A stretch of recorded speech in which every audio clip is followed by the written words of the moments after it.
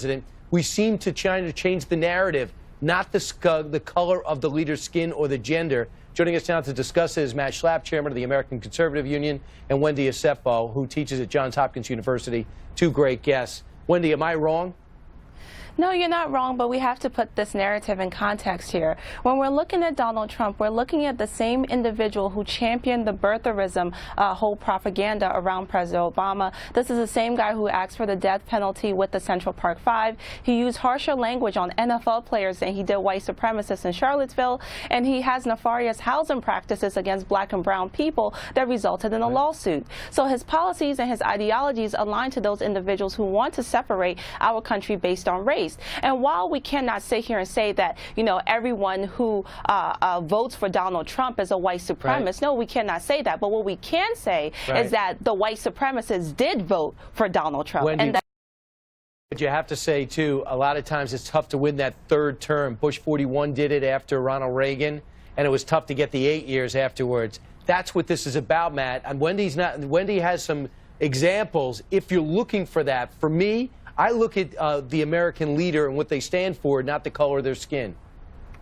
Yeah, and we could walk through each of these charges, nefarious charges that always get brought up with Donald Trump, because they always want to make it, the left wants to make this about race, and they want to silence people like me who supported Donald Trump. And the overwhelming political factor in the most recent presidential campaign was really not about race as much as it was we took a very young, inexperienced person, put them in the White House, and they promised to govern in a third way. Barack Obama said that he would find a way to heal the nation after George W. Bush, and what he turned to was very radical policies on issue after issue after issue.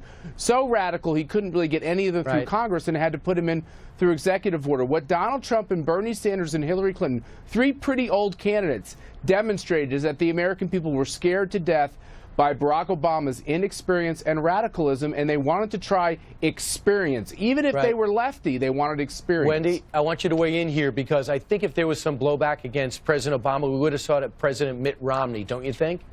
Yes and no, but I just want to touch upon Matt's point. He talks about experience. Well, Donald Trump, out of all of the candidates, has the least amount of experience. So that's not really what. So actually, it is true. He's a reality star. It is true, Matt, and I don't think that that's arguable. That's not a left side and a right side. He has 71 years of business experience, and is exactly what the voters wanted. Is that what qualifies someone to be a president? Clearly, from his low approval rating, being that he has the lowest in modern day history, that shows that that's really not what's looking. Did you ever meet the founders of our country when we didn't have a government?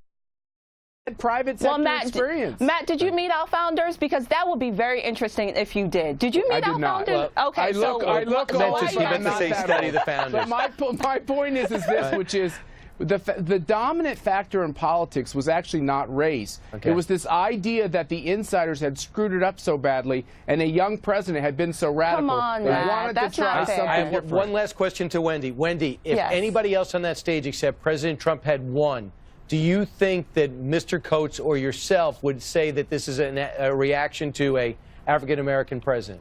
Absolutely. The truth of the matter is we cannot sit here and purport that we live in a utopian society. There are people who did not like Barack Obama because of the color of his skin. Not everyone, but there are people who did. So we cannot negate that, and we have to bring that into the conversation. I would say this, regardless if you agree with any of President Obama's or all of his opinions, he's a charismatic guy who held himself with tremendous class, as a great family man, a wonderful husband. No one could argue that. That's where we disagree. He just wrecked the country, that's all. Well, but he is a good, that's policy, dad and a good husband. not personal.